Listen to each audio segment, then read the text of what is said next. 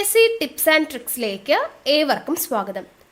ഇന്നത്തെ ക്ലാസ്സിൽ നമ്മൾ നോക്കുന്നത് നിയമനിർമ്മാണ വിഭാഗമാണ്. അപ്പോൾ നമ്മുടെ ഇന്ത്യൻ പാർലമെന്റ് അല്ലെ നിയമനിർമ്മാണ വിഭാഗം എന്ന് പറയുമ്പോൾ ഇന്ത്യൻ പാർലമെന്റ് ആണ് നിയമം നിർമ്മിക്കുന്നത്.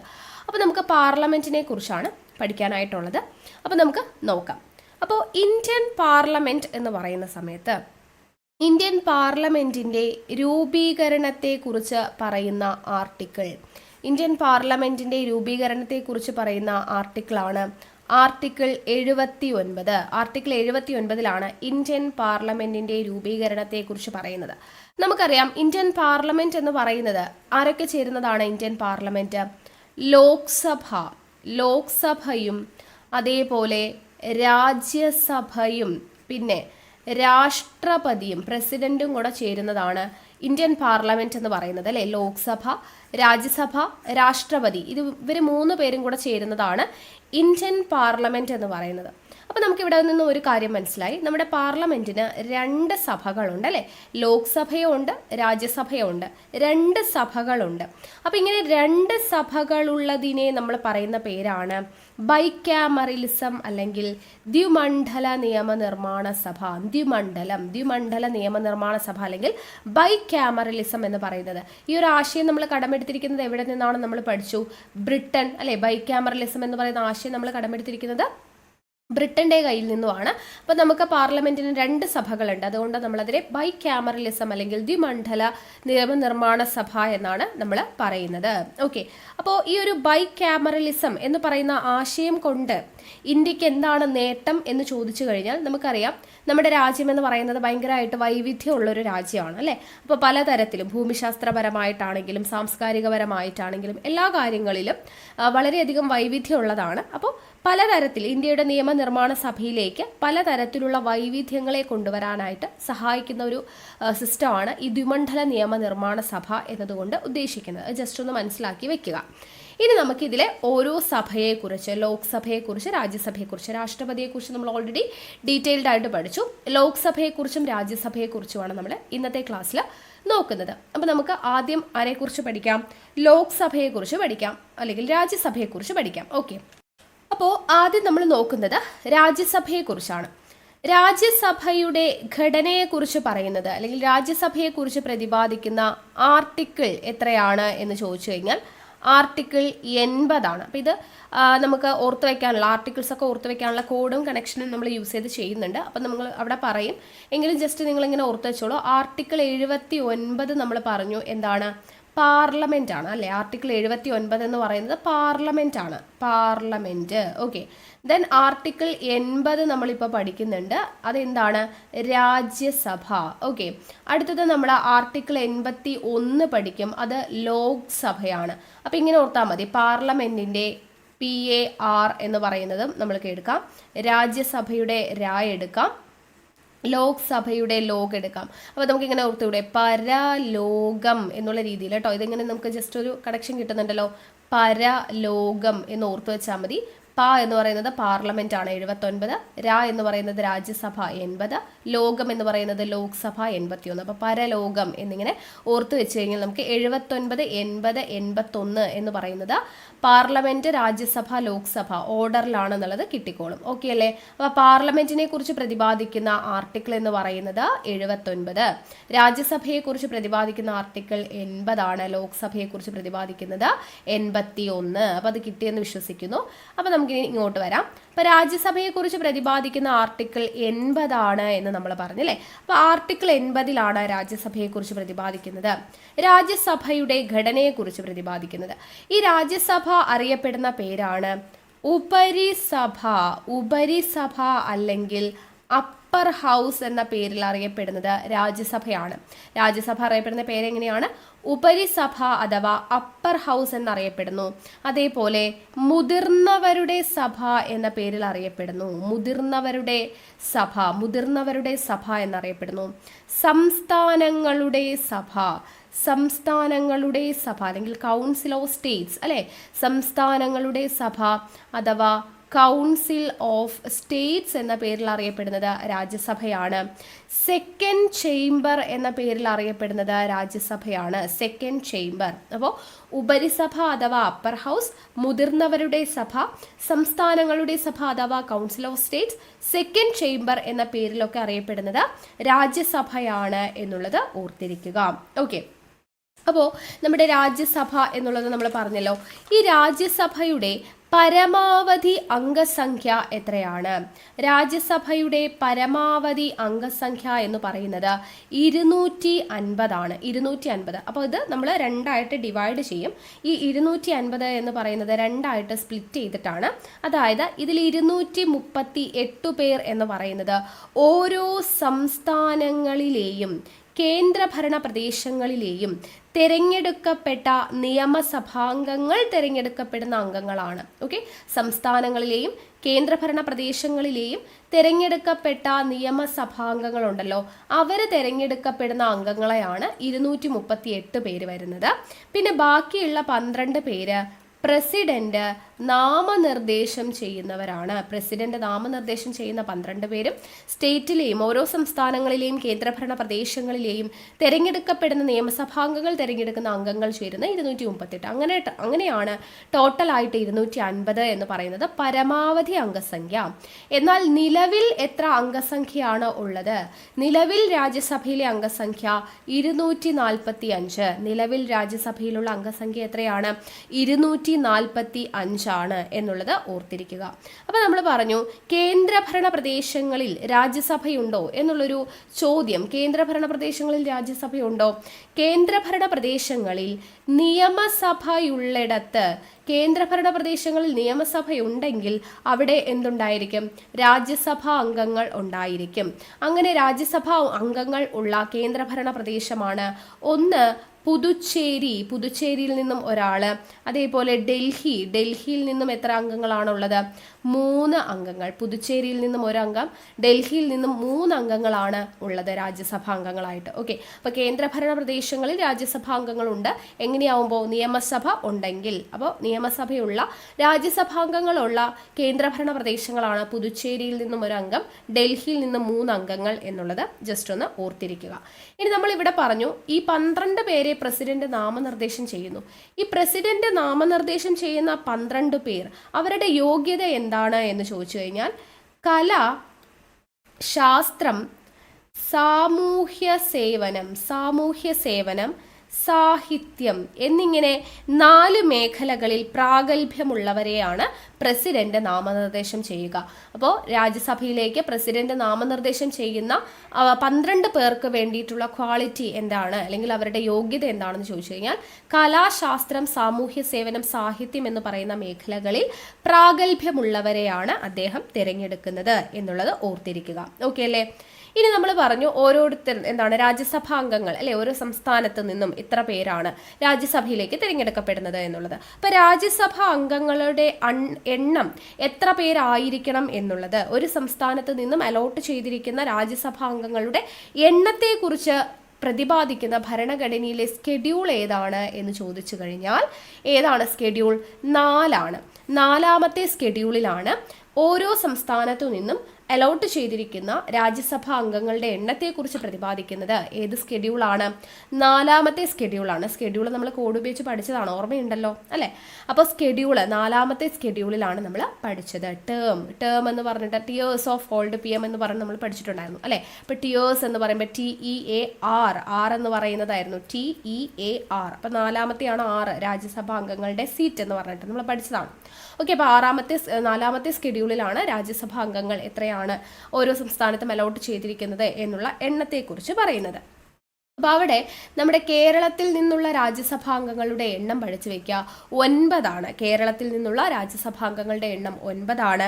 ഏറ്റവും കൂടുതലുള്ളത് UP-യിലാണ്. ഏറ്റവും കൂടുതൽ രാജ്യസഭാംഗങ്ങൾ UP-യിലാണ്, ഉത്തർപ്രദേശിലാണ്. 31 രാജ്യസഭാംഗങ്ങളാണ് ഉത്തർപ്രദേശിൽ നിന്നും വരുന്നത്. അപ്പോൾ കേരളത്തിലെ രാജ്യസഭാംഗങ്ങളുടെ എണ്ണം അലോട്ട് ചെയ്തിരിക്കുന്നത് 9 ആണ്. ഉത്തർപ്രദേശിൽ അലോട്ട് ചെയ്തിരിക്കുന്ന അംഗങ്ങളുടെ എണ്ണം 31 രാജ്യസഭാംഗങ്ങളാണ്. ഏറ്റവും അധികം രാജ്യസഭാംഗങ്ങൾ വരുന്നത് ഉത്തർപ്രദേശിൽ നിന്നുമാണ് എന്നുള്ളത് ഓർത്തിരിക്കാം.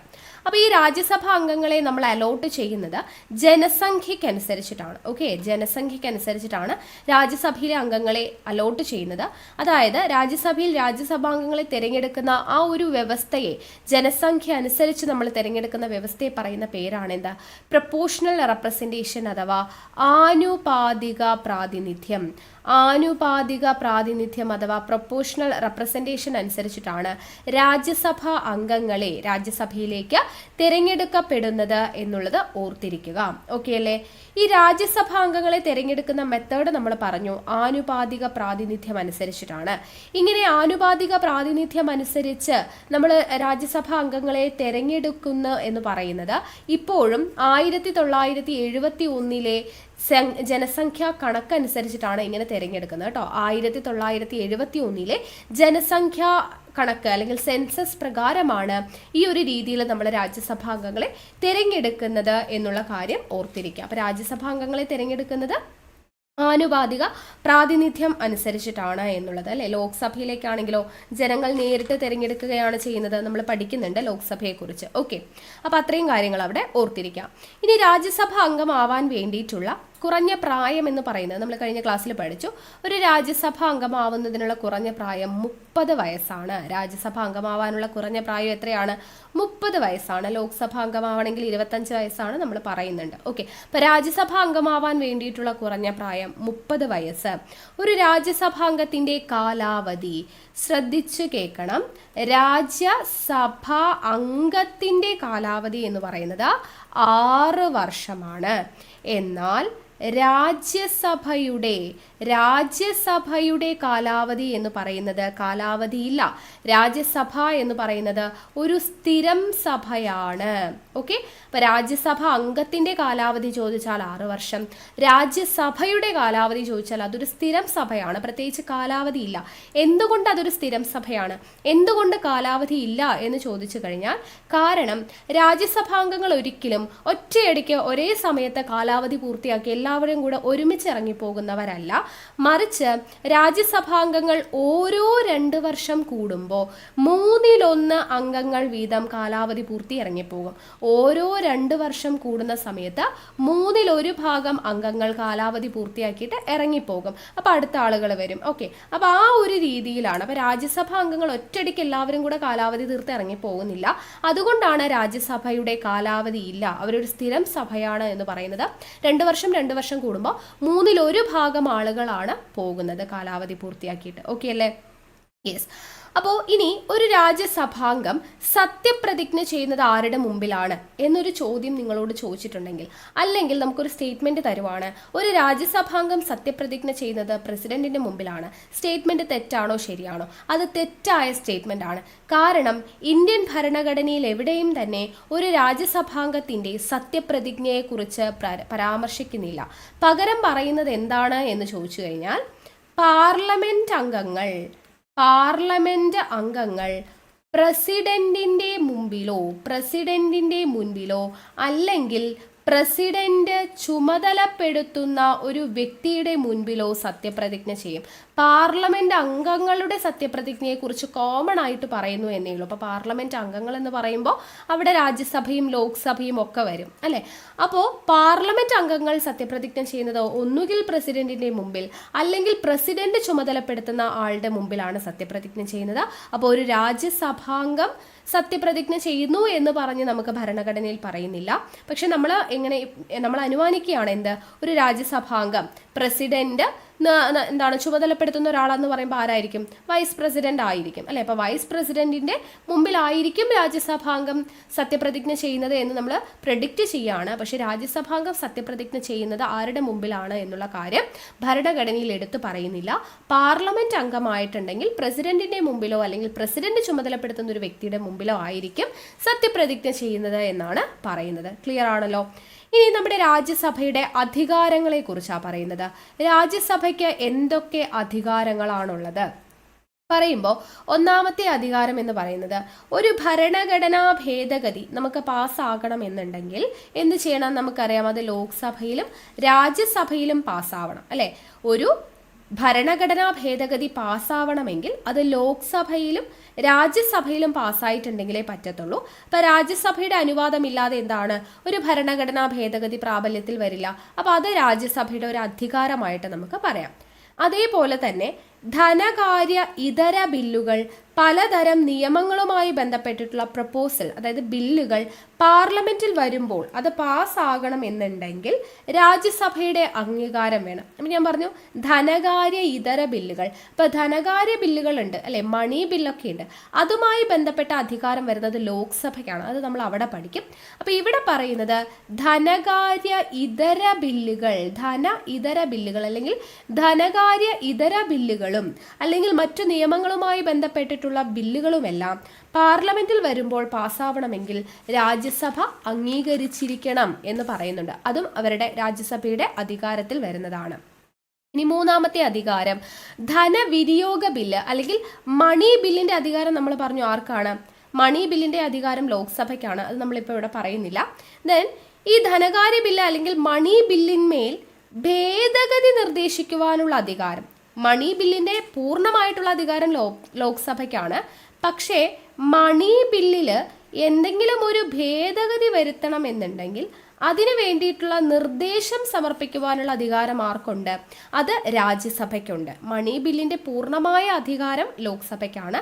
പക്ഷെ മണി ബില്ലിന്മേൽ ഭേദഗതി വരുത്താനുള്ള നിർദ്ദേശം എന്ന് പറയുന്ന പുറപ്പെടുവിക്കാനുള്ള അധികാരം ആർക്കുണ്ട്? രാജ്യസഭയ്ക്കുണ്ട് എന്നുള്ളത് ഓർത്തിരിക്കുക. അതേപോലെ മറ്റൊരു അധികാരമാണ് ഓൾ ഇന്ത്യ സർവീസ്, അതായത് അഖിലേന്ത്യാ സർവീസ് അല്ലെ. അഖിലേന്ത്യാ സർവീസ് എന്താണെന്ന് നമ്മൾ പഠിച്ചു. അപ്പോൾ ഓൾ ഇന്ത്യ സർവീസ് അല്ലെങ്കിൽ അഖിലേന്ത്യാ service IAS, IPS, IFS, Indian forest service, ഇതെല്ലാം രൂപീകരിക്കാൻ വേണ്ടിയിട്ടുള്ള എക്സ്ക്ലൂസീവ് പവർ എന്ന് പറയുന്നത് രാജ്യസഭയ്ക്ക് ഉള്ളതാണ്. ഓക്കെ, അഖിലേന്ത്യാ service, IAS, IPS, IFS, Indian forest service, ഇതിലേക്കെല്ലാമുള്ള ഈ എല്ലാ സർവീസിലേക്കുമല്ല അല്ലെങ്കിൽ ഈ ഒരു സർവീസ് എല്ലാം രൂപീകരിക്കുന്നതിന് വേണ്ടിയിട്ടുള്ള എക്സ്ക്ലൂസീവ് പവർ എന്ന് പറയുന്നത് ആർക്കാണ് ഉള്ളത്? രാജ്യസഭയ്ക്കാണ് ഉള്ളത് എന്നുള്ളത് ഓർത്തിരിക്കുക. അതേപോലെ തന്നെ സ്റ്റേറ്റ് ലിസ്റ്റ് ഉണ്ടല്ലോ, സ്റ്റേറ്റ് ലിസ്റ്റ് നമ്മൾ പഠിച്ചിട്ടുണ്ട് അല്ലേ. അപ്പം സ്റ്റേറ്റ് ലിസ്റ്റിൽ ഉൾക്കൊള്ളുന്ന ഒരു വിഷയത്തിനുമേൽ കേന്ദ്ര ഗവൺമെന്റിന് നിയമനിർമ്മാണം നടത്തണം എന്നുണ്ടെങ്കിൽ അതിന് രാജ്യസഭയുടെ അനുവാദം വേണം. സ്റ്റേറ്റ് ലിസ്റ്റിൽ ഉൾപ്പെടുന്ന ഒരു വിഷയത്തിനുമേൽ കേന്ദ്ര ഗവൺമെന്റിന് എന്തെങ്കിലും ഒരു നിയമനിർമ്മാണം നടത്തണം എന്നുണ്ടെങ്കിൽ രാജ്യസഭയുടെ അനുമതിയോടുകൂടെ മാത്രമേ പറ്റത്തുള്ളൂ എന്നുള്ളൊരു കാര്യമുണ്ട്. അതേപോലെ തന്നെ അല്ലെങ്കിൽ എന്താണ് നമ്മൾ പഠിച്ചിട്ടുണ്ട്, സ്റ്റേറ്റ് ലിസ്റ്റിൽ നിന്നും 5 വിഷയങ്ങൾ കൺകറന്റ് ലിസ്റ്റിലോട്ട് മാറ്റി അല്ലേ. അപ്പൊ സ്റ്റേറ്റ് ലിസ്റ്റിൽ നിന്നും കൺകറന്റ് ലിസ്റ്റിലോട്ട് നമ്മൾ വിഷയങ്ങൾ മാറ്റണമെങ്കിലും ആരനുവദിക്കണം? രാജ്യസഭ അനുവദിക്കണം. അപ്പൊ അതും രാജ്യസഭയുടെ അധികാരമാണ്. ഇനി ആറാമത്തെ അധികാരം എന്ന് പറയുന്നത് വൈസ് പ്രസിഡന്റിനെ നീക്കം ചെയ്യാനുള്ള നടപടികൾക്ക് മുൻകൈ എടുക്കേണ്ടത് ആരാണ്? നമ്മൾ വൈസ് പ്രസിഡന്റ് പഠിച്ചല്ലോ, ഉപരാഷ്ട്രപതി. അപ്പോൾ ഉപരാഷ്ട്രപതിയെ പുറത്താക്കുന്നതിന് വേണ്ടിയിട്ടുള്ള നടപടികൾക്ക് മുൻകൈ എടുക്കേണ്ടത് ആരാണ് എന്ന് ചോദിച്ചു കഴിഞ്ഞാൽ അത് രാജ്യസഭയാണ് എന്നുള്ളത് ഓർത്തിരിക്കുക. കാരണം നമ്മൾ അവിടെ പ്രൊസീജിയർ നമ്മൾ പറഞ്ഞിട്ടുണ്ടായിരുന്നു. വൈസ് പ്രസിഡന്റിനെ നീക്കം ചെയ്യുന്നതിന് 14 ദിവസം മുൻപ് തന്നെ രാജ്യസഭയിലാണ് ആദ്യമായിട്ട് അവതരിപ്പിക്കുന്നത്. ഭൂരിപക്ഷം ലഭിക്കണം എന്നുള്ളതൊക്കെ നമ്മൾ പറഞ്ഞു. ആദ്യം അവതരിപ്പിക്കുന്ന എവിടെയാണ്? രാജ്യസഭയിലാണ് അല്ലെ, വൈസ് പ്രസിഡന്റിനെ നീക്കം ചെയ്യുന്നത്. അപ്പോൾ അതിന് മുൻകൈ എടുക്കുന്നത്, നടപടിക്രമങ്ങളെല്ലാം രാജ്യസഭയിലാണ് ആദ്യം നടക്കുന്നത്. അപ്പോൾ ആ ഒരു കാര്യം, ഇതൊക്കെയാണ് രാജ്യസഭയുടെ അധികാരങ്ങൾ എന്ന് പറയുന്നത്. ഇത്രയും കാര്യങ്ങളേ ഉള്ളൂ നമുക്ക് രാജ്യസഭയെക്കുറിച്ച് പഠിക്കാനായിട്ട്. ക്ലിയർ ആയെന്ന് വിശ്വസിക്കുന്നു. രാജ്യസഭ കിട്ടിയല്ലോ. ഇനി നെക്സ്റ്റ് നമ്മൾ ലോക്സഭ നോക്കാം. അപ്പൊ നമ്മുടെ ആപ്പ് ലോഞ്ച് ചെയ്ത വിവരം എല്ലാവരും അറിഞ്ഞു കാണും. PSC ടിപ്സ് ആൻഡ് ട്രിക്സ് എന്ന പേരിലുള്ള നമ്മുടെ സ്വന്തം ആപ്പാണ്. പ്ലേ സ്റ്റോറിൽ പോയി കഴിഞ്ഞാൽ നിങ്ങൾക്ക് സെർച്ച് ചെയ്ത് കഴിഞ്ഞാൽ ഡൗൺലോഡ് ചെയ്യാൻ പറ്റും. അപ്പൊ നമ്മൾ ഇപ്പോ ലോഞ്ച് ചെയ്തിരിക്കുന്ന പുസ്തകം എന്ന് പറയുന്നത് ബുക്ക് എന്ന് പറയുന്നത് PSCയുടെ ഹോട്ട് ടോപ്പിക്സിന്റെ ബുക്ക് ആണ്. നമ്മളിപ്പോ ക്വസ്റ്റ്യൻ പേപ്പേഴ്സ് ഒക്കെ ഡിസ്കസ് ചെയ്ത് PSC റിപ്പീറ്റഡ്ലി ചോദിക്കുന്ന ടോപ്പിക്സ് കണ്ടെത്തുന്നതാണ് ഹോട്ട് ടോപ്പിക്സ് അല്ലെ. അപ്പൊ അങ്ങനെയുള്ള 136ഓളം ഹോട്ട് ടോപ്പിക്സ് അടങ്ങുന്ന ബുക്കാണ് നമ്മുടെ ആപ്പിൽ ലോഞ്ച് ചെയ്തിട്ടുള്ളത്. അപ്പോൾ ഇത് വെറും 199 രൂപയ്ക്കാണ്. കുറെ പേര് ഡൗട്ട് ചോദിക്കുന്നുണ്ട് കേട്ടോ, കുറെ എൻക്വയറീസ് വരുന്നുണ്ട്. അപ്പൊ അവർക്ക് വേണ്ടിയിട്ടാണ് നമ്മൾ പറയുന്നത്. അപ്പൊ 199 രൂപയ്ക്കാണ് നമ്മൾ ഈ 136ഓളം ഹോട്ട് ടോപ്പിക്സ് വരുന്ന ബുക്ക് കൊടുക്കുന്നത്. അപ്പൊ ബുക്ക് നിങ്ങൾക്ക് ഓൺലൈനായും ഓഫ്ലൈനായും വായിച്ചു പഠിക്കാനുള്ള സൗകര്യമുണ്ട്. കൂടാതെ നിങ്ങൾക്ക് ഓഡിയോ അവൈലബിൾ ആയിരിക്കും. ഓക്കെ, കേട്ടു പഠിക്കാവുന്നതാണ്. ജോലി തിരക്കുകൾക്കിടയിലോ ബസ് യാത്രക്കിടയിലോ ഡ്രൈവിങ്ങിനിടയിലോ ഒക്കെ നിങ്ങൾക്ക് കേട്ടു പഠിക്കാനുള്ള സൗകര്യമുണ്ട്. ഓക്കെ അല്ലേ? അപ്പൊ 199 രൂപയുള്ളൂ. ഇതിനെപ്പറ്റി എന്തെങ്കിലും ഡൗട്ട് ഉണ്ട് എന്നുണ്ടെങ്കിൽ, ആപ്പിനെ കുറിച്ചുള്ള ഡൗട്ട്സ് എന്തെങ്കിലും ഉണ്ട് എന്നുണ്ടെങ്കിൽ നിങ്ങൾക്ക് ദേ ഈ കാണുന്ന വാട്സ്ആപ്പ് നമ്പറിൽ മെസ്സേജ് ചെയ്ത് ചോദിച്ചാൽ മതി. ഹെൽപ്പ് ആൻഡ് സപ്പോർട്ടിന്റെ നമ്പർ ആണ്. അപ്പൊ ഇതിലേക്ക് മെസ്സേജ് ചെയ്ത് ചോദിച്ചു കഴിഞ്ഞാൽ ഡൗട്ട്സ് എല്ലാം നിങ്ങൾക്ക് ക്ലിയർ ചെയ്ത് തരും കേട്ടോ. ഓക്കെ, പിന്നെ ഇതിന്റെ ഒരു പ്രത്യേകത, നിങ്ങൾ ഈ 199 രൂപ കൊടുത്ത് വാങ്ങിച്ചു കഴിഞ്ഞാലും പിന്നീട് ഇനി നടക്കുന്ന പരീക്ഷകളിലൊക്കെ ആവർത്തിച്ച് ചോദിക്കുന്ന ഹോട്ട് ടോപ്പിക്സ് ഉണ്ടല്ലോ, അത് നമ്മളിവിടെ അപ്ഡേറ്റ് ചെയ്യുന്നതായിരിക്കും. 136 എന്നുള്ള നമ്പേഴ്സ് കൂടും. ഓക്കെ, ഹോട്ട് ടോപ്പിക്സ് ഇനി വീണ്ടും റിപ്പീറ്റഡ്ലി ചോദിക്കുന്ന ടോപ്പിക്സ് പുതിയതായിട്ട് ആഡ് ചെയ്യണം എന്നുണ്ടെങ്കിൽ ഇതിന്റെ കൂടെ ആഡ് ഓൺ ആവും. നിങ്ങൾക്ക് അതിൽ ഉടനെ തന്നെ അപ്ഡേറ്റ് ചെയ്യുന്നതായിരിക്കും. ഓക്കെ അല്ലേ? പിന്നെ കുറെ പേര് iOS അവൈലബിൾ ആണോ എന്ന് ചോദിക്കുന്നുണ്ട്. ഇപ്പൊ നിലവിൽ ആൻഡ്രോയിഡിൽ മാത്രമേ ഉള്ളൂ. iOS എന്നുള്ളത് നിലവിൽ വർക്കിങ്ങിലാണ് കേട്ടോ. അപ്പൊ അത് ഉടനെ തന്നെ അപ്ഡേറ്റ് ആവും, അത് നിങ്ങളെ അറിയിക്കാം. പിന്നെ നമ്മുടെ ആപ്പില് എല്ലാ സൺഡേ, ഓക്കെ, എല്ലാ ഞായറാഴ്ചയും വൈകുന്നേരം 5 മണിക്ക് നമ്മുടെ യൂട്യൂബിലൂടെ നമ്മൾ പ്രൊവൈഡ് ചെയ്യുന്ന ഹോട്ട് ടോപ്പിക്സിന്റെ ക്ലാസ്സിൽ നിന്നുള്ള ടെസ്റ്റ് നിങ്ങൾക്ക് ഫ്രീ ആയിട്ട് അറ്റൻഡ് ചെയ്യാനുള്ള സൗകര്യമുണ്ട്. അപ്പൊ അത് നിങ്ങൾക്ക് ആപ്പ് ഇൻസ്റ്റാൾ ചെയ്ത് കഴിഞ്ഞാൽ ഫ്രീ ടെസ്റ്റ് അറ്റൻഡ് ചെയ്യാൻ പറ്റും. എല്ലാ സൺഡേസും നമ്മൾ അപ്ലോഡ് ചെയ്യും. പിന്നെ എന്ന് വേണമെങ്കിലും നിങ്ങൾക്ക് വീക്ക് 1 വീക്ക് 2 എന്ന് പറഞ്ഞിട്ട് അവിടെ ടെസ്റ്റ് കിടപ്പുണ്ടാവും. അത് നിങ്ങൾക്ക് ചെയ്ത് നോക്കാവുന്നതാണ് കേട്ടോ. ഒരു പരീക്ഷ പോലെ ക്വിസിൽ തെറ്റിയ സാധനങ്ങൾ ശരിയായിട്ടുണ്ടോ അല്ലെങ്കിൽ തെറ്റിയത് ഏതാണെന്നുള്ളത് അറിയാനുള്ളതും നമ്മൾ വർക്കിങ്ങിലാണ്. അതും ഉടനെ തന്നെ അപ്ഡേറ്റ് ആകും. അപ്പൊ നിങ്ങൾക്ക് നിങ്ങൾ തെറ്റിച്ച ചോദ്യം ഏതാണ്, അതിന്റെ ശരിയുത്തരം എന്താണെന്നുള്ളതും കൂടെ അറിയാനുള്ള ഓപ്ഷനും കൂടെ ഉടനെ തന്നെ വരുന്നതാണ്. ഓക്കെ അല്ലേ? കുറെ പേര് നമുക്ക് എൻക്വയറി ഇങ്ങനെ വന്നുകൊണ്ടിരിക്കുന്നുണ്ട്, ഡൗട്ട്സ് ചോദിക്കുന്നുണ്ട്. അപ്പൊ അവർക്ക് വേണ്ടിയിട്ടാണ് ഇതൊന്ന് പറഞ്ഞത്. വേറെ ഫോണിൽ നിന്ന് ക്യാഷ് അടയ്ക്കാൻ പറ്റും കേട്ടോ. അതർ പേയ്മെന്റ് ഓപ്ഷൻ ഉണ്ട്. അപ്പൊ അതിന്റെ കാര്യങ്ങൾ ഉണ്ടെങ്കിൽ ഈ വാട്സ്ആപ്പ് നമ്പറിൽ ഒന്ന് നിങ്ങൾ മെസ്സേജ് ചെയ്ത് ചോദിച്ചാൽ മതി. അപ്പൊ എങ്ങനെയാണ് അത് പേയ്മെന്റ് ചെയ്യേണ്ടത് എന്നുള്ളത് അവർ നിങ്ങൾക്ക് ക്ലിയർ ആയിട്ട് പറഞ്ഞു തരും. ഓക്കെ അല്ലേ? SCRT ടെക്സ്റ്റ് അടുത്തത് നമ്മുടെ ലോഞ്ച് ചെയ്യാൻ വേണ്ടി പോകുന്ന പുസ്തകം എന്ന് പറയുന്നത് ന്യൂ SCRT ആണ് കേട്ടോ. ന്യൂ SCRT കറണ്ട് അഫയേഴ്സും ആണ്. അപ്പൊ അതിൽ ന്യൂ SCRTയുടെ പുസ്തകം നമ്മൾ കമ്മിങ് സൂൺ എന്ന് ഇട്ടിട്ടുണ്ട്. ഓൺ വർക്കിങ്ങിലാണ്. അപ്പൊ എന്റെ മേൽനോട്ടത്തിൽ തന്നെയാണ് ഈ ന്യൂ SCRTയുടെ പണിയൊക്കെ നടക്കുന്നത്. കുറച്ച് വൈകിയാലും ലേറ്റാ വന്നാലും ലേറ്റസ്റ്റാ വരുവേ എന്ന് പറയുന്നത് പോലെ കുറച്ച് വൈകിയാലും നിങ്ങൾക്ക് നല്ല കണ്ടന്റ് നിങ്ങൾക്ക് തരണം എന്നുള്ളതാണ്. 5 മുതൽ 10 വരെയുള്ള ബേസിക് സയൻസും സോഷ്യൽ സയൻസും ഒരുമിച്ചുള്ള ഒരു ബുക്കായിരിക്കും. പുറത്തുനിന്ന് വാങ്ങിക്കുന്നതിനേക്കാളും ഇതേപോലെ തന്നെ റീസണബിൾ ആയിട്ടുള്ള പ്രൈസിലായിരിക്കും നമ്മൾ നൽകുന്നുണ്ടാവുക.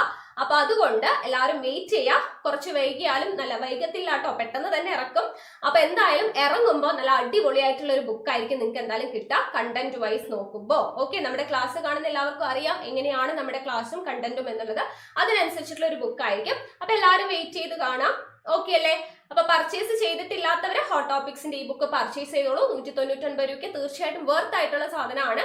അപ്പൊ ഓൾറെഡി പർച്ചേസ് ചെയ്തിട്ടുള്ളവര് നിങ്ങളുടെ കമന്റ്സ് കേട്ടോ, നിങ്ങളുടെ അഭിപ്രായങ്ങൾ ഈ പറയുന്ന ക്ലാസിന്റെ താഴെ ഒന്ന് കമന്റ് ചെയ്യുക. അപ്പൊ പുതുതായിട്ട് വരുന്നവർക്ക് ഈ അഭിപ്രായങ്ങളൊക്കെ നോക്കി റിവ്യൂസ് ഒക്കെ, അതുപോലെ പ്ലേ സ്റ്റോറിൽ റിവ്യൂസ് ഇടുക.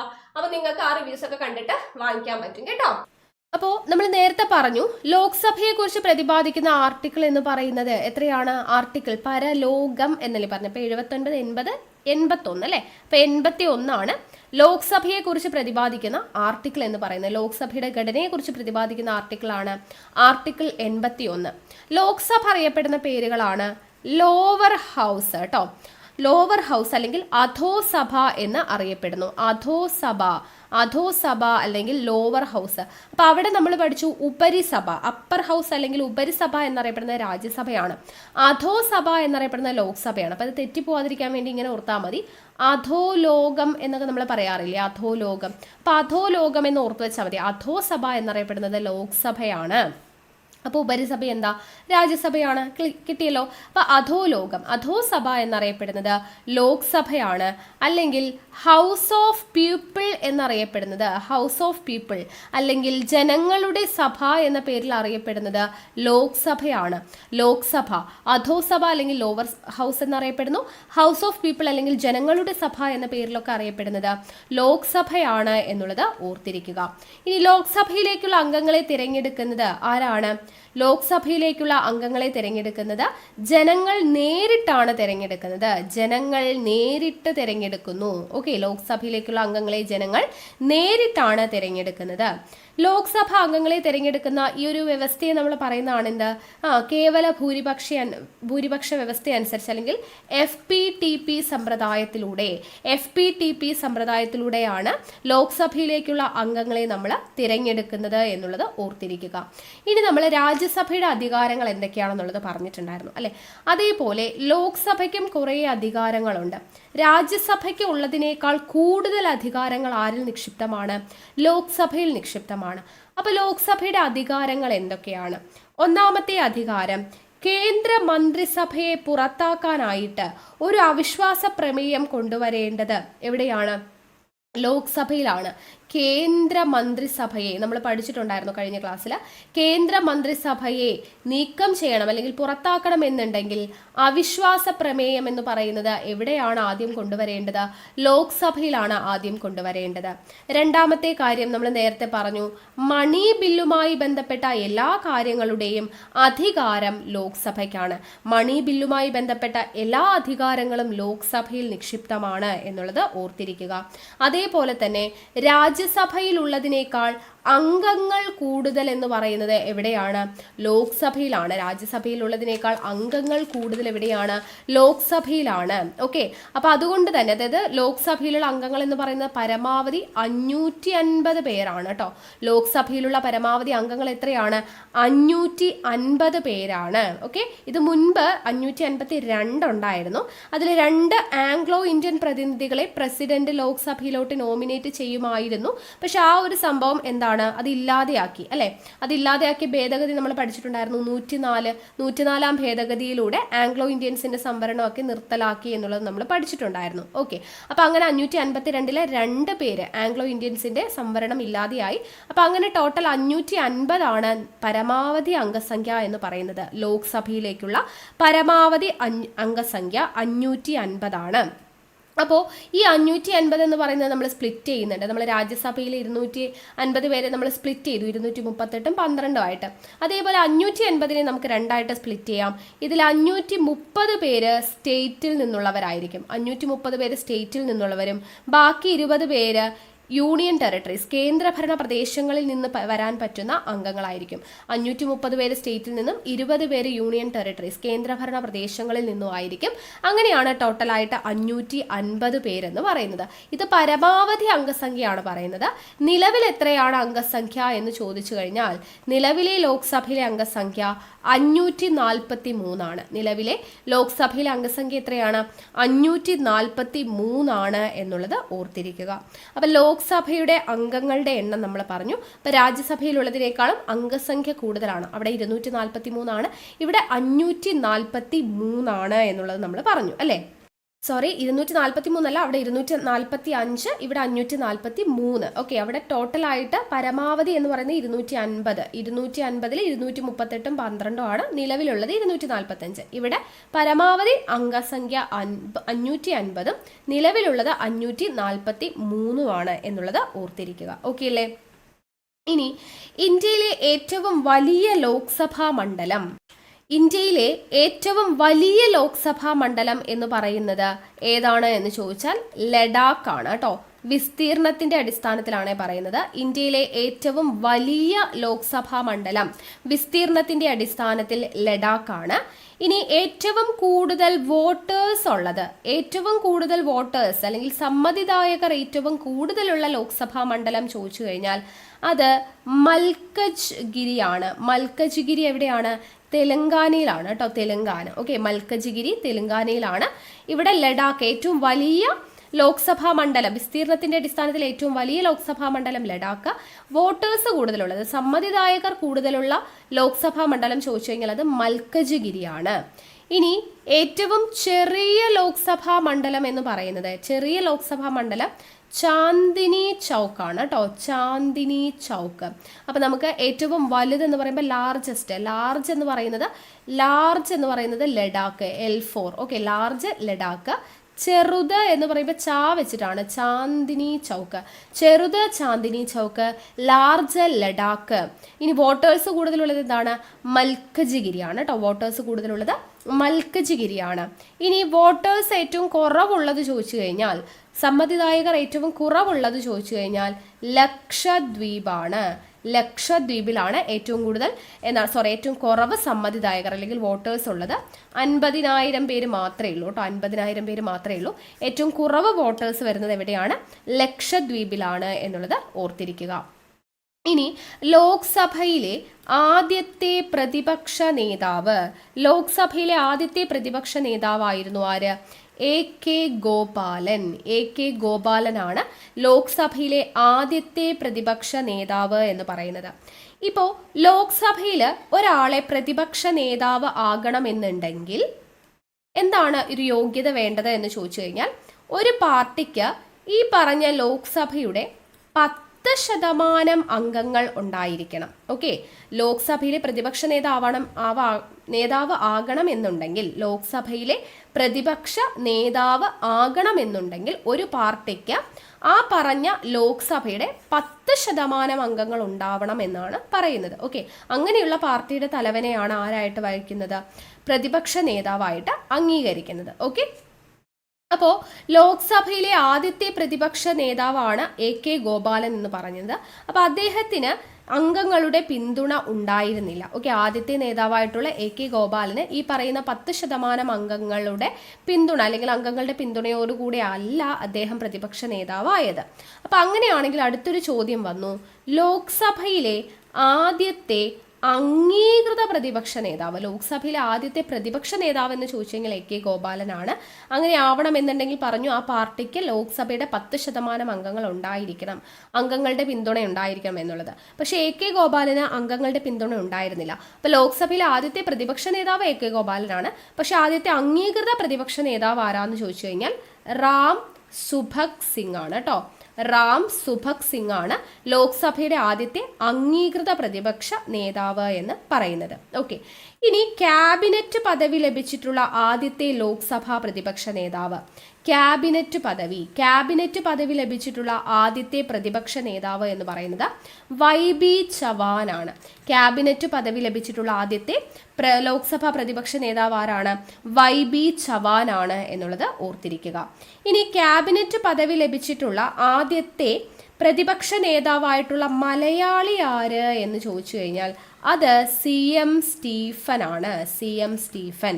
അപ്പൊ ക്യാബിനറ്റ് പദവി ലഭിച്ചിട്ടുള്ള ആദ്യത്തെ ലോക്സഭാ പ്രതിപക്ഷ നേതാവ് YB ചവാൻ ആണ്. ക്യാബിനറ്റ് പദവി ലഭിച്ചിട്ടുള്ള പ്രതിപക്ഷ നേതാവായിട്ടുള്ള ആദ്യത്തെ മലയാളി ആര് എന്ന് ചോദിച്ചു കഴിഞ്ഞാൽ അതാരാണ്? CM സ്റ്റീഫൻ ആണ് എന്നുള്ള കാര്യം ഓർത്തിരിക്കുക. ഓക്കെ അല്ലേ? ഇനി രാജ്യസഭയിലെ ആദ്യത്തെ അംഗീകൃത പ്രതിപക്ഷ നേതാവ് അല്ലെങ്കിൽ ആദ്യത്തെ നേതാവ് ആരാണ്? നമ്മൾ ലോക്സഭയുടെ കാര്യമാണ് പറഞ്ഞത്, രാജ്യസഭയുടെ കാര്യം പറഞ്ഞില്ലല്ലോ. അപ്പം രാജ്യസഭയിലെ ആദ്യത്തെ അംഗീകൃത പ്രതിപക്ഷ നേതാവ് ആര് എന്ന് ചോദിച്ചു കഴിഞ്ഞാൽ അത് SN മിശ്രയാണ്. SN മിശ്ര. രാജ്യസഭയിലെ ആദ്യത്തെ അംഗീകൃത പ്രതിപക്ഷ നേതാവ് SN മിശ്രയാണ്. ക്യാബിനറ്റ് പദവി ലഭിച്ചിട്ടുള്ള രാജ്യസഭയിലെ ആദ്യത്തെ പ്രതിപക്ഷ നേതാവ് ആരാണ് എന്ന് ചോദിച്ചു കഴിഞ്ഞാൽ കമലാപതി ത്രിപാഠിയാണ്. കമലാപതി ത്രിപാഠി. ഓക്കെ, ഇപ്പൊ രാജ്യസഭയിലെ ആദ്യത്തെ അംഗീകൃത പ്രതിപക്ഷ നേതാവാണ് SN മിശ്ര. ക്യാബിനറ്റ് പദവി ലഭിച്ചിട്ടുള്ള രാജ്യസഭയിലെ ആദ്യത്തെ പ്രതിപക്ഷ നേതാവാണ് കമലാപതി ത്രിപാഠി എന്ന് പറയുന്നത്. ഇനി ഒരാളുടെ പേര് വളരെയധികം ഇമ്പോർട്ടൻ്റ് ആണ്. ലോക്സഭയിലും രാജ്യസഭയിലും പ്രതിപക്ഷ നേതാവായിട്ടുള്ള ഏക വ്യക്തിയുണ്ട്. ലോക്സഭയിലും രാജ്യസഭയിലും ഒരേപോലെ പ്രതിപക്ഷ നേതാവായിട്ടുള്ള ഒരേ ഒരു വ്യക്തിയാണുള്ളത്. അതാണ് LK അദ്വാനി. LK അദ്വാനി. അപ്പോൾ ഒത്തിരി അധ്വാനിക്കണമെന്ന് ഓർത്താൽ മതി. ലോക്സഭയിലും രാജ്യസഭയിലും ഒക്കെ പ്രതിപക്ഷ ആകണമെന്നുണ്ടെങ്കിൽ നല്ലപോലെ അധ്വാനിക്കണം. അപ്പോൾ ലോക്സഭയിലെയും രാജ്യസഭയിലെയും പ്രതിപക്ഷ നേതാവായിട്ടുള്ള ആദ്യത്തെ നേതാവാണ് LK അദ്വാനി. ഏക നേതാവാണ് LK അദ്വാനി എന്ന് പറയുന്നത്. ഓക്കെ, അപ്പം അതും കൂടെ ഓർത്തിരിക്കുക. ഓക്കെ അല്ലേ? ഇനി നമുക്ക് ആർട്ടിക്കിൾ 83 പഠിക്കാനുണ്ട്. ആർട്ടിക്കിൾ 83 പറയുന്നത് എന്തിനെ കുറിച്ചാണ്? പാർലമെന്റിന്റെ കാലാവധിയെ കുറിച്ചാണ്. പാർലമെന്റിന്റെ കാലാവധിയെക്കുറിച്ച് പ്രതിപാദിക്കുന്നതാണ് ആർട്ടിക്കിൾ 83. നമ്മൾ പറഞ്ഞു രാജ്യസഭയ്ക്ക് കാലാവധി ഉണ്ടോ? ഇല്ല, രാജ്യസഭയ്ക്ക് കാലാവധി ഇല്ല. രാജ്യസഭ സ്ഥിരം സഭയാണ് എന്ന് നമ്മൾ പറഞ്ഞു. ഇനി ലോക്സഭയുടെ കാലാവധി എത്രയാണ്? ലോക്സഭയുടെ കാലാവധി 5 വർഷമാണ്. ഓക്കെ, രാജ്യസഭയ്ക്ക് കാലാവധി ഇല്ലാത്തത്. രാജ്യസഭ അംഗങ്ങളുടെ കാലാവധി നമ്മൾ പറഞ്ഞു 6 വർഷമാണെന്നല്ലേ. ഇവിടെ രാജ്യസഭയുടെ കാലാവധി, പാർലമെന്റിന്റെ കാലാവധിയെ കുറിച്ചാണ് ആർട്ടിക്കിൾ 83 പറയുന്നത്. അപ്പൊ അതിൽ രാജ്യസഭയുടെ കാലാവധി ഇല്ല, സ്ഥിരം സഭയാണ്. ലോക്സഭയുടെ കാലാവധി ചോദിച്ചു കഴിഞ്ഞാൽ അത് 5 വർഷമാണ് എന്നുള്ളത് ഓർത്തിരിക്കുക. ഓക്കെ അല്ലേ? യെസ്. അപ്പോൾ ഇത്രയും കാര്യങ്ങൾ ഇവിടെ ഇമ്പോർട്ടൻ്റ് ആയിട്ട് ഓർത്തിരിക്കുക. ഇനി ഏറ്റവും ദൈർഘ്യമേറിയ ലോക്സഭ ഏതായിരുന്നു എന്ന് ചോദിച്ചു കഴിഞ്ഞാൽ 5ാമത്തെ ലോക്സഭയായിരുന്നു. ഇതുവരെ ഉണ്ടായിട്ടുള്ള ലോക്സഭകളിൽ ഏറ്റവും ദൈർഘ്യമേറിയ ലോക്സഭ 5ാമത്തെ ലോക്സഭയായിരുന്നു. അതായത് ആ സമയത്ത് ഇന്ദിരാഗാന്ധി ആയിരുന്നു പ്രധാനമന്ത്രി. 1975 അടിയന്തരാവസ്ഥ ഉണ്ടായ സമയത്താണ്. അപ്പോൾ അടിയന്തരാവസ്ഥ വരുന്ന സമയത്ത് നമ്മൾ വീണ്ടും ദീർഘിപ്പിക്കും അല്ലേ. അപ്പോൾ കാലാവധി കുറച്ചും കൂടെ കൂട്ടി ഉണ്ടായിരുന്ന ഒരു ലോക്സഭയാണ് 5ാമത്തെ ലോക്സഭ. 1975 5ാമത്തെ ലോക്സഭ ഇന്ദിരാഗാന്ധി ഉണ്ടായിരുന്ന സമയത്ത്, പ്രധാനമന്ത്രി ആയിരിക്കുന്ന സമയത്തെ ലോക്സഭയാണ് ഏറ്റവും ദൈർഘ്യമേറിയ ലോക്സഭ എന്ന് പറയുന്നത്. ഓക്കെ, അപ്പോൾ ആർട്ടിക്കിൾ 83 നമ്മൾ പറഞ്ഞു. ഇനി ആർട്ടിക്കിൾ 84 പറയുന്നത് എന്താണെന്ന് ചോദിച്ചാൽ പാർലമെന്റ് അംഗങ്ങളുടെ യോഗ്യതകളെ കുറിച്ചാണ്. പാർലമെന്റ് അംഗങ്ങളുടെ യോഗ്യതയെക്കുറിച്ച് പറയുന്നതാണ് ആർട്ടിക്കിൾ 84. അപ്പം നമ്മൾ യോഗ്യത നേരത്തെ തന്നെ പഠിച്ചു. എന്താണ്? ലോക്സഭ അംഗമാവാൻ വേണ്ടിയിട്ടുള്ള യോഗ്യത എത്രയാ? 25 വയസ്സ് അല്ലേ. ഒരു രാജ്യസഭ അംഗമാവാനുള്ള പ്രായം എത്രയാ? 30 വയസ്സ്. അപ്പം ലോക്സഭ അംഗമാവണമെങ്കിൽ 25 വയസ്സാവണം, രാജ്യസഭ അംഗമാവണമെങ്കിൽ 30 വയസ്സാവണം. പിന്നെയോ ഇവർ എല്ലാവരും ഇന്ത്യൻ പൗരൻ ആയിരിക്കണം. പിന്നെയോ സർക്കാരിൽ നിന്നും ഒരു തരത്തിലും ശമ്പളം പറ്റുന്നവർ ആയിരിക്കരുത്. ഓക്കെ, സർക്കാരിൽ നിന്നും ഒരു തരത്തിലും ശമ്പളം പറ്റുന്നവർ ആയിരിക്കരുത്. മാനസിക വിഭ്രാന്തി ഉണ്ടാവാനായിട്ട് പാടില്ല. ഓക്കെ, അതേപോലെ പ്രധാനമന്ത്രി, കേന്ദ്രമന്ത്രി, ലോക്സഭാ സ്പീക്കർ, ഡെപ്യൂട്ടി സ്പീക്കർ ഇവരെല്ലാം ആവാൻ വേണ്ട പ്രായം എന്ന് പറയുന്നത് ലോക്സഭ അംഗമാവാൻ വേണ്ട പ്രായം തന്നെയാണ്. അത് ജസ്റ്റ് ഒന്ന് ഓർത്തിരിക്കുക. നമ്മുടെ ലോക്സഭ അംഗമാവാൻ വേണ്ടിയിട്ടുള്ള പ്രായം അതായത് 25 വയസ്സ് തന്നെയാണ് പ്രധാനമന്ത്രി, കേന്ദ്രമന്ത്രി, ലോക്സഭാ സ്പീക്കർ, ഡെപ്യൂട്ടി സ്പീക്കർ ഇവരെല്ലാം ആവുന്നതിനുള്ള യോഗ്യത എന്ന് പറയുന്നത്. ഓക്കെ, അതും കൂടെ ഒന്ന് ഓർത്തിരിക്കുക കേട്ടോ. അവർക്ക് അതിനു വേണ്ടിയിട്ടുള്ള യോഗ്യതയാണ് ആവശ്യമായിട്ടുള്ളത്. ഇനി അടുത്തത് ആർട്ടിക്കിൾ 85. ആർട്ടിക്കിൾ 85 പറയുന്നത് എന്താണ് എന്ന് ചോദിച്ചു കഴിഞ്ഞാൽ ലോക്സഭ വിളിച്ചുകൂട്ടാനും ലോക്സഭ നിർത്തിവെക്കാനും ലോക്സഭ പിരിച്ചുവിടാനുമുള്ള അധികാരം ആർക്കുണ്ട്? പ്രസിഡന്റിനുണ്ട്. ലോക്സഭ വിളിച്ചുകൂട്ടാൻ, ലോക്സഭ നിർത്തിവെക്കാൻ, ലോക്സഭ പിരിച്ചുവിടാനുള്ള അധികാരം ആർക്കുണ്ട്? പ്രസിഡന്റിന് ഉണ്ട് എന്ന് പറയുന്ന ആർട്ടിക്കിളാണ് ആർട്ടിക്കിൾ 85. അതേപോലെ നമുക്ക് രാജ്യസഭ പറയാൻ പറ്റുമോ? രാജ്യസഭ നമുക്ക് എന്ത് ചെയ്യാം? വിളിച്ചു ചേർത്താം, നിർത്തിവെക്കാം, പക്ഷെ പിരിച്ചുവിടാൻ പറ്റുമോ? ഇല്ല. കാരണം എന്താ? രാജ്യസഭ സ്ഥിരം സഭയാണ് അല്ലേ. അപ്പോൾ നമുക്കത് പിരിച്ചുവിടാൻ പറ്റത്തില്ല. അപ്പോൾ ഇങ്ങനെ പറയണം, മൊത്തമായിട്ട് പാർലമെന്റ് വിളിച്ചുകൂട്ടുക, നിർത്തിവെക്കുക, പിരിച്ചുവിടുക എന്ന് പറയാൻ പറ്റത്തില്ല. കാരണം രാജ്യസഭ നമുക്ക് ഒരിക്കലും പിരിച്ചുവിടാൻ പറ്റത്തില്ല, അത് സ്ഥിരം സഭയാണ്. അപ്പം നമ്മൾ പറയുമ്പോൾ സെപ്പറേറ്റ് ചെയ്തിട്ട് തന്നെ പറയണം. ലോക്സഭ വിളിച്ചു ചേർത്താനും നിർത്തിവെക്കാനും പിരിച്ചുവിടാനുമുള്ള അധികാരം പ്രസിഡന്റിനുണ്ട്. രാജ്യസഭ വിളിച്ചു ചേർക്കാനും നിർത്തിവെക്കാനുമുള്ള അധികാരം പ്രസിഡന്റിനുണ്ട്. ഇനി പാർലമെന്റ് ആണെങ്കിലോ, പാർലമെന്റ് എന്നെടുത്ത് പറയുകയാണെങ്കിൽ നമുക്ക് പാർലമെന്റ് വിളിച്ചുകൂട്ടാനും നിർത്തിവെക്കാനും ഉള്ള അധികാരം എന്ന് മാത്രം പറയണം. പിരിച്ചുവിടാൻ എന്ന് പറയുമ്പോൾ പാർലമെന്റിൽ രാജ്യസഭയും കൂടെ ഇൻക്ലൂഡഡ് ആണ് അല്ലേ. അപ്പൊ പാർലമെന്റ് വിളിച്ചുകൂട്ടാനും നിർത്തിവെക്കാനുമുള്ള അധികാരം ആർക്കുണ്ട്? പ്രസിഡന്റിനുണ്ട് എന്ന് നമുക്ക് പറയാം. പക്ഷെ പിരിച്ചുവിടാനുള്ള അധികാരം എന്ന് പറയരുത്. പാർലമെന്റും രാജ്യസഭയും പറയുമ്പോൾ പിരിച്ചുവിടാൻ എന്നുള്ള കാര്യം അവിടെ പരാമർശിക്കരുത് എന്നുള്ളത് ഓർത്തിരിക്കാം. ഓക്കെ, ഇനി എല്ലാ വർഷവും ഈ ലോക്സഭ രാജ്യസഭാ സമ്മേളനമെല്ലാം അഭിസംബോധന ചെയ്യുന്നത് ആരാണ്? അത് പ്രസിഡന്റ് ആണ്. എല്ലാ വർഷത്തെയും ലോക്സഭാ സമ്മേളനമാണെങ്കിലും രാജ്യസഭാ സമ്മേളനമാണെങ്കിലും അതെല്ലാം അഭിസംബോധന ചെയ്യുന്നത് പ്രസിഡന്റ് ആണ് എന്നുള്ളത് ഓർത്തിരിക്കുക. അതേപോലെ തന്നെ ഓരോ പൊതു തെരഞ്ഞെടുപ്പ് കഴിഞ്ഞതിന് ശേഷവും ലോക്സഭ സമ്മേളിക്കുമ്പോൾ പ്രസിഡന്റ് ആണ് അഭിസംബോധന ചെയ്യുന്നത്. എല്ലാ വർഷവും ലോക്സഭാ രാജ്യസഭാ സമ്മേളനങ്ങൾ അഭിസംബോധന ചെയ്യുന്നു. ഓരോ പൊതു തെരഞ്ഞെടുപ്പ് കഴിഞ്ഞതിന് ശേഷവും ലോക്സഭ സമ്മേളിക്കുമ്പോൾ അഭിസംബോധന ചെയ്യുന്നതും ആര് തന്നെയാണ്? പ്രസിഡന്റ് ആണ് എന്നുള്ളത് ഓർത്തിരിക്കാം. ഇനി ഇമ്പോർട്ടൻ്റ് ആയിട്ടുള്ളൊരു പോയിന്റ് ആണ്, ലോക്സഭയുടെ നേതാവ് ആര്? ലോക്സഭയുടെ നേതാവ് ആര് എന്ന് ചോദിക്കുമ്പോൾ നിങ്ങൾ പ്രധാനമന്ത്രി എന്ന് വേണം എഴുതാനായിട്ട്. ഓക്കെ, ഇത് തെറ്റിക്കുന്നൊരു ഭാഗമാണ്. എന്നാൽ ലോക്സഭയുടെ അധ്യക്ഷൻ ആര് എന്ന് ചോദിച്ചു കഴിഞ്ഞാലാണ് നമ്മൾ ആരെ എഴുതേണ്ടത്?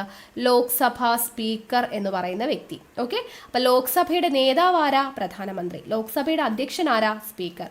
ലോക്സഭയുടെ നേതാവ് ആരാ? പ്രധാനമന്ത്രി. ലോക്സഭയുടെ അധ്യക്ഷൻ ആരാ? സ്പീക്കർ ആണ് എന്നുള്ളത് ഓർത്തിരിക്കാം. ഓക്കെ അല്ലേ? ഇത്രയും കാര്യങ്ങൾ കിട്ടിയോ? അപ്പൊ നമുക്ക് ലോക്സഭയെ കുറിച്ച് പറയുമ്പോൾ ഇവിടെ ഇമ്പോർട്ടൻ്റ് ആയിട്ടുള്ള ഒരാളെ കുറിച്ച് പറയണം, പ്രോട്ടേം സ്പീക്കർ. ആരാണ് പ്രോട്ടേം സ്പീക്കർ? സ്പീക്കർ നമ്മൾ പറഞ്ഞു, ലോക്സഭയുടെ അധ്യക്ഷനാണ് സ്പീക്കർ. പ്രോട്ടേം സ്പീക്കർ എന്ന് പറയുന്നത് ആരാണ്? അതായത് ഇപ്പോൾ ഒരു പൊതു തെരഞ്ഞെടുപ്പ് നടന്നു എന്ന് വിചാരിക്കാം. പൊതു തെരഞ്ഞെടുപ്പ് നടന്നു, അംഗങ്ങളൊക്കെ വന്നു. ഇപ്പം സ്പീക്കറും ഡെപ്യൂട്ടി സ്പീക്കറും ഒന്നും ഉണ്ടാവില്ല അല്ലേ? അപ്പോൾ ബാക്കിയുള്ള അംഗങ്ങളിൽ നിന്ന് വേണം ഈ സ്പീക്കറെയും ഡെപ്യൂട്ടി സ്പീക്കറെയൊക്കെ തിരഞ്ഞെടുക്കാൻ വേണ്ടിയിട്ട്. അപ്പോൾ തൽക്കാലത്തേക്ക് ഇവരെയൊക്കെ തിരഞ്ഞെടുക്കുന്നതിന് മുൻപ് തൽക്കാലത്തേക്ക് ഈ ലോക്സഭയുടെ അധ്യക്ഷനാവാനായിട്ട് ഒരാൾ വേണമല്ലോ. ആ ആളെ പ്രസിഡന്റ് ഈ പറയുന്ന അംഗങ്ങളിൽ നിന്നും ഒരാൾ ജസ്റ്റ് ഒന്ന് തിരഞ്ഞെടുക്കും.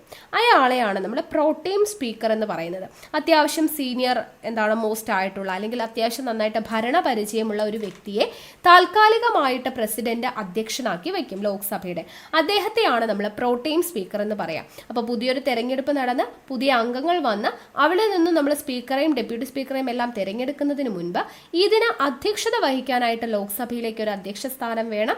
അപ്പോൾ അതിനുവേണ്ടി പ്രസിഡന്റ് അത്യാവശ്യം സീനിയർ മോസ്റ്റ് ആയിട്ടുള്ള ഭരണപരിചയമുള്ള ഒരു വ്യക്തിയെ ഈ അംഗങ്ങളിൽ നിന്നും ഒരാളായിട്ട് സെലക്ട് ചെയ്യും. അയാളെയാണ് നമ്മൾ പ്രോട്ടേം സ്പീക്കർ എന്ന് പറയുന്നത്. ഈ പ്രോട്ടേം സ്പീക്കർ സത്യപ്രതിജ്ഞ ചെയ്യുന്നത് ആരുടെ മുമ്പിലായിരിക്കും എന്ന് ചോദിച്ചു കഴിഞ്ഞാൽ അത് പ്രസിഡന്റിന്റെ മുമ്പിലായിരിക്കും. പ്രോട്ടേം സ്പീക്കർ സത്യപ്രതിജ്ഞ ചെയ്യുന്നത് ആരുടെ മുമ്പിലാ? പ്രസിഡന്റിന്റെ മുമ്പിലാണ്. അദ്ദേഹത്തെ നിയമിക്കുന്നതും ആര് തന്നെയാണ്? നിയമനം. പ്രോട്ടേം സ്പീക്കറെ നിയമിക്കുന്നത് പ്രസിഡന്റ് ആണ്, സത്യപ്രതിജ്ഞ ചെയ്യുന്നത് ആരാണ്? പ്രസിഡന്റ് ആണ്. എന്നാൽ അംഗങ്ങൾ, മറ്റുള്ള അംഗങ്ങൾ എന്ന് പറയുന്നത് സത്യപ്രതിജ്ഞ ചെയ്യുന്നത് ആരുടെ മുമ്പിലായിരിക്കും?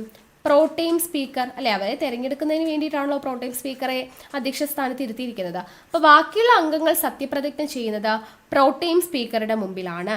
അപ്പൊ സ്പീക്കർ, ഡെപ്യൂട്ടി സ്പീക്കർ തെരഞ്ഞെടുപ്പ് നടക്കുമ്പോൾ അധ്യക്ഷത വഹിക്കുന്ന വ്യക്തി ആരാണ് എന്ന് ചോദിച്ചു കഴിഞ്ഞാൽ പ്രോട്ടേം സ്പീക്കർ ആണ് എന്നുള്ളത് ഓർത്തിരിക്കാം. അപ്പൊ സ്പീക്കറും ഡെപ്യൂട്ടി സ്പീക്കറും എന്നിവരുടെ അഭാവത്തിൽ സ്പീക്കർ നിശ്ചയിക്കുന്ന പാനലിലെ ഒരംഗമാണ് ഈ സ്പീക്കറുടെ ചുമതല വഹിക്കേണ്ടത് എന്നുള്ള കാര്യം കൂടെ ഓർത്തിരിക്കാം.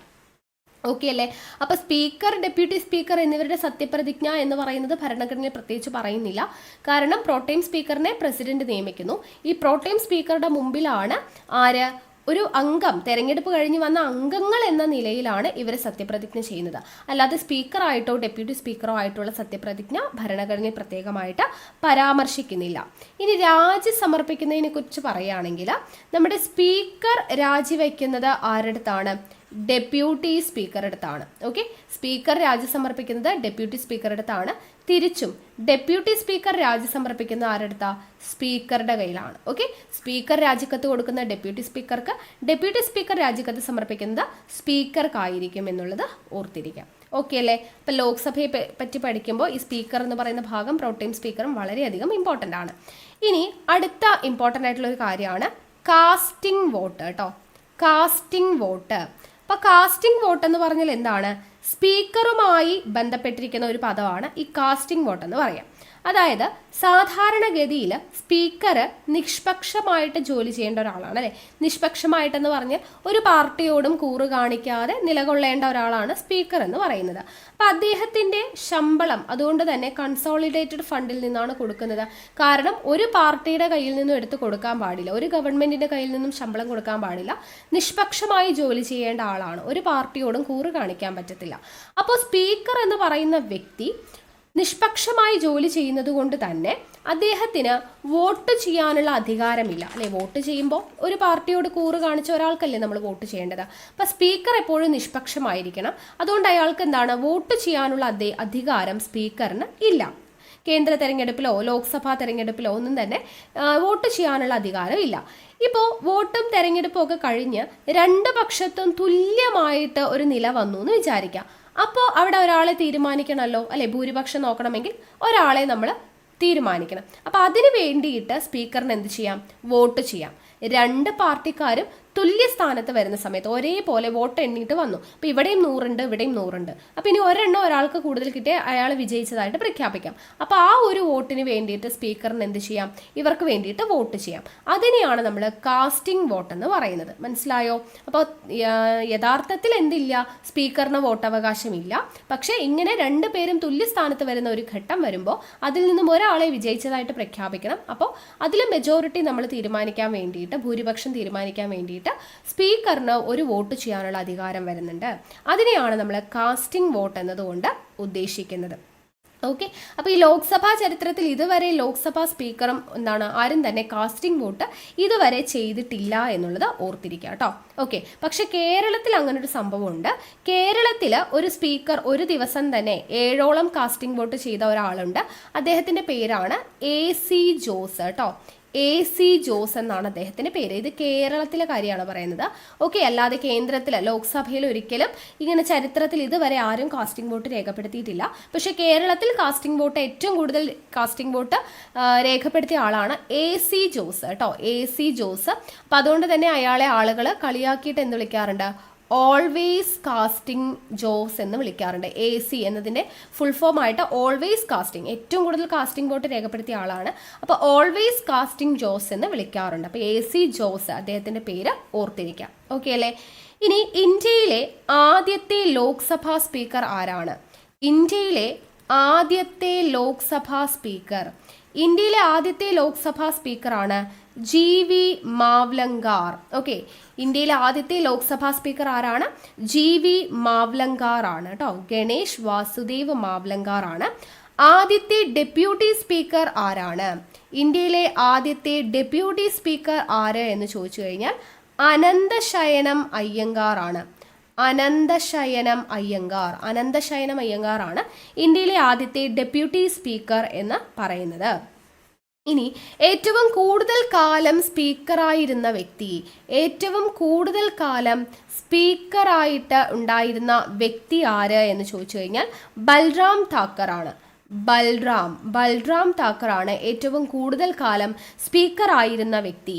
ഇനി ഇന്ത്യയിൽ ലോക്സഭയിലെ ആദ്യത്തെ വനിതാ സ്പീക്കർ, ആദ്യത്തെ ലോക്സഭ വനിതാ സ്പീക്കർ ആര് എന്ന് ചോദിച്ചു കഴിഞ്ഞാൽ ആരാണ്?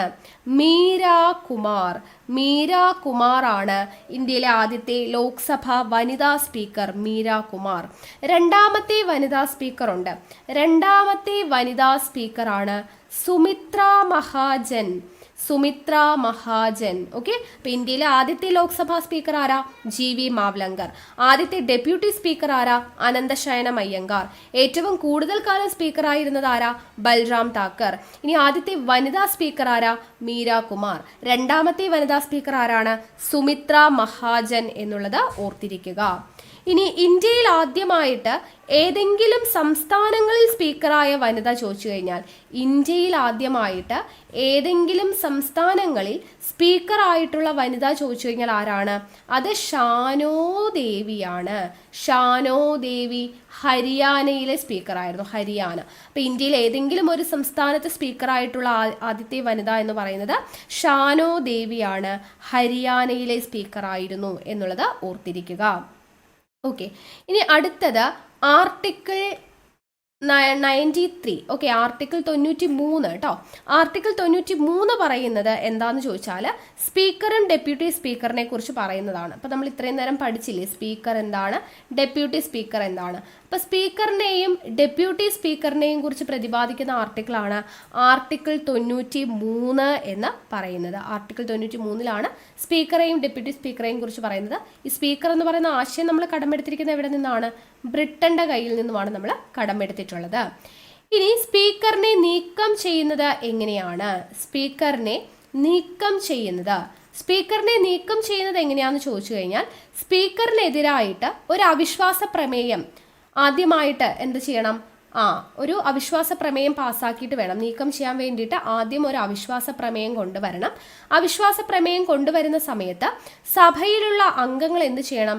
ഭൂരിപക്ഷ അംഗങ്ങളും ആ അവിശ്വാസ പ്രമേയത്തെ അനുകൂലിച്ചുകൊണ്ട് വോട്ട് ചെയ്ത് പ്രമേയം പാസ്സാക്കിയിട്ടുണ്ടെങ്കിലാണ് സ്പീക്കറിനെ അവിടെ നിന്ന് നീക്കം ചെയ്യാൻ പറ്റുക. അപ്പോൾ ഒരു സ്പീക്കറെ നീക്കം ചെയ്യണമെന്നുണ്ടെങ്കിൽ ആദ്യം എന്ത് ചെയ്യണം? അവിശ്വാസ പ്രമേയം കൊണ്ടുവരണം. അവിശ്വാസ പ്രമേയം എന്ത് ചെയ്യണം? ഭൂരിപക്ഷം അംഗങ്ങൾ എന്ത് ചെയ്യണം?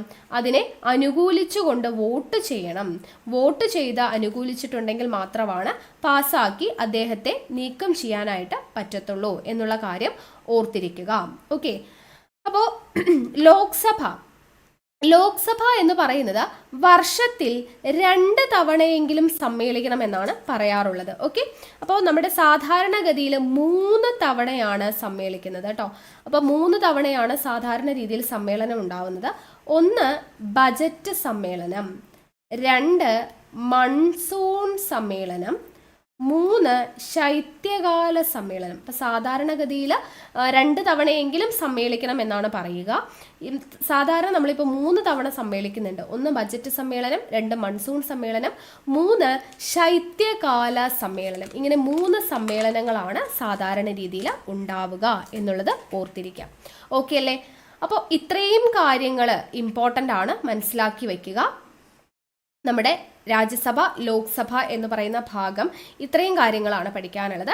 ഇനിയും നമുക്ക് പഠിക്കാനുണ്ട്. ഇവിടെ ജോയിൻറ്റ് സിറ്റിംഗ് എന്താണെന്ന് പഠിക്കാനുണ്ട്, മണി ബില്ലിനെ കുറിച്ച് നമുക്ക് പഠിക്കാനുണ്ട് ഡീറ്റെയിൽഡ് ആയിട്ട്, പിന്നെ പാർലമെൻറ്ററിയിലെ കമ്മിറ്റികളെ കുറിച്ച് നമുക്ക് പഠിക്കാനായിട്ടുണ്ട്. അപ്പോൾ ആ കാര്യങ്ങളെല്ലാം കൂടെ നമ്മൾ ഇതിൽ ഉൾപ്പെടുത്തി കഴിഞ്ഞാൽ ഒരുപാട് ലെങ്തി ആയി പോകും. അപ്പോൾ ജോയിൻറ്റ് സിറ്റിങ്ങിനെ കുറിച്ചും മണി ബില്ലിനെ കുറിച്ചും പാർലമെൻറ്റ് കമ്മിറ്റികളെ കുറിച്ചും ഒക്കെ നമുക്ക് നെക്സ്റ്റ് ക്ലാസ്സിൽ പഠിക്കാം. അപ്പോൾ ഇത്രയാണ് ഇന്നത്തെ ക്ലാസ് എന്ന് പറയുന്നത്.